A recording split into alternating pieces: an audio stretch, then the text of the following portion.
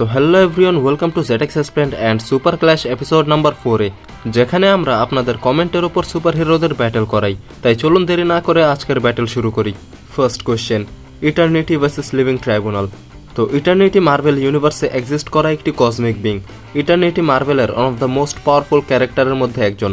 ইটারনিটির কাছে telekinesis, teleportation, matter manipulation and reality র্যাপিংয়ের মতো পাওয়ার্স আছে। ইটারনিটি মার্ভেলের একটি ইউনিভার্সাল বিং, মানে সে চাইলে একটি ইউনিভার্সকে ইজিলি ডিস্ট্রয় করতে পারে। অন্যদিকে লিভিং ট্রাইব্যুনাল একটি কসমিক জাজ। লিভিং ট্রাইব্যুনাল পুরো মার্ভেল মাল্টিভার্সে এক্সিস্ট করে, মানে লিভিং ট্রাইব্যুনাল একটি মাল্টিভার্সাল বিং। লিভিং ট্রাইব্যুনালের কাছেও telekinesis, teleportation, matter manipulation, dimension manipulation and reality র্যাপিংয়ের পাওয়ার্স আছে। লিভিং ট্রাইব্যুনাল একটি কসমিক জাজ, মানে সে চাইলে সে ইটারনিটিকেও জাজ করতে পারে। কিন্তু যেহেতু ইটারনিটি একটি universal being and living Tribunal একটি মাল্টিভার্সাল বিং, তাই ইটারনিটি কখনও লিভিং ট্রাইব্যুনালকে হারাতে পারবে না, যার মানে এই ব্যাটেলে লিভিং ট্রাইব্যুনাল জিতে যাবে। Next question, World War Hulk versus Sentry. তো ওয়ার্ল্ড ওয়ার হাল্কের ওয়ান অফ দ্য পাওয়ারফুল ভার্সনের মধ্যে একটি।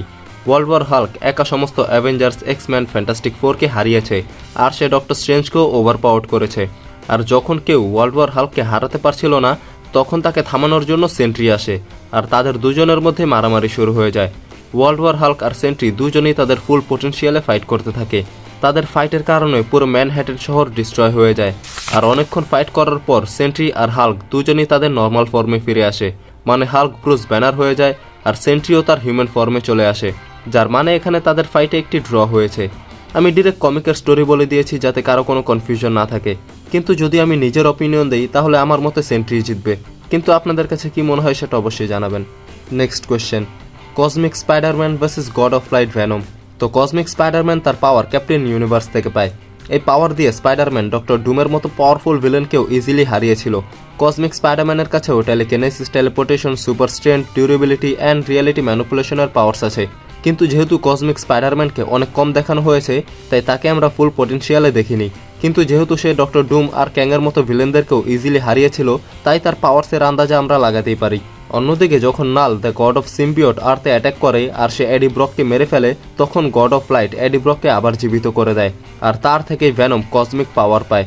এই পাওয়ার দিয়ে ভেনম তার এক অ্যাটাকেই একটি সেলেস্টিয়ালের মাথা তার বডি থেকে আলাদা করে দিয়েছিল, আর গড অফ সিম্বিওট নালকেও মেরে ফেলেছিল। তো বুঝতেই পারছো যে গড অফ লাইট ভেনম কত বেশি পাওয়ারফুল। এখন যদি কনক্লুশনে আসি, তাহলে আমরা স্পাইডারম্যানকে তার ফুল পাওয়ার ইউজ করতে দেখিনি, কিন্তু ভেনম তার পাওয়ার দিয়ে অনেক পাওয়ারফুল বিং, সেলেস্টিয়াল আর নালকেও মেরে ফেলেছে। তাই এই ফাইটে আমরা ভেনমকেই উইনার হিসেবে ধরব। Next question, star Lord versus সাইবর্গ। তো একজন একটি অ্যাডভান্স রোবটের থেকেও বেশি পাওয়ারফুল, তো আরেকজন একটি নর্মাল হিউম্যান। এটি একটি অনেক ছোট ব্যাটেল হবে, কারণ সাইবর্গ সুপারম্যান অ্যান্ড স্টেপেনউলফের সাথেও ফাইট করেছে, আর তাই একটি নর্মাল হিউম্যানকে মারা তার জন্য কোনো ব্যাপার হবে না। তাই এই ফাইটে সাইবর্গ একবারে সহজেই জিতে যাবে। আর একটি কথা, অনেকে মনে করে যে স্টার লর্ডের কাছে সুপার পাওয়ার্স আছে, তো এমনটা কিছু না।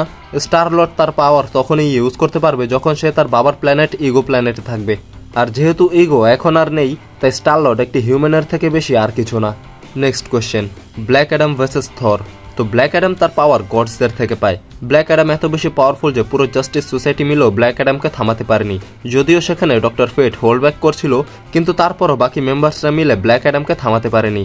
ব্ল্যাক অ্যাডামের কাছে super human strength, stamina, speed, durability and flying ability আছে, আর ব্ল্যাক অ্যাডাম তার বডি থেকে লাইটনিংও চ্যানেল করতে পারে।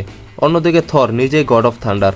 থরের কাছে super human strength, stamina, speed, durability আছে।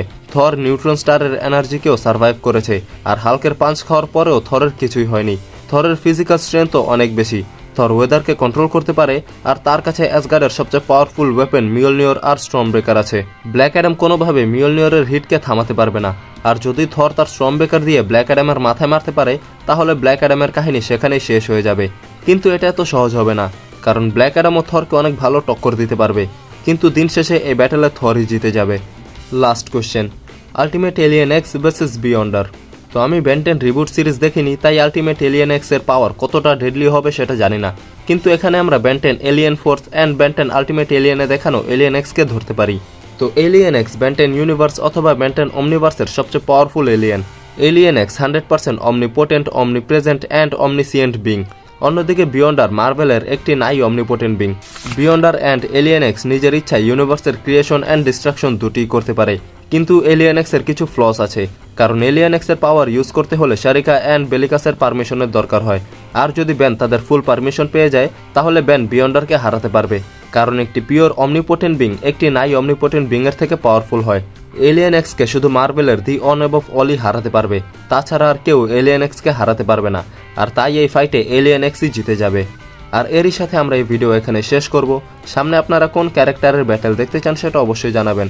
আর যদি এই ভিডিওটি দেখে কোথাও ভালো লাগে বা মজা পেয়ে থাকো তাহলে লাইক করে দাও, চ্যানেলটিকে সাবস্ক্রাইব করে দাও আর দেখতে থাকো ZX Explained।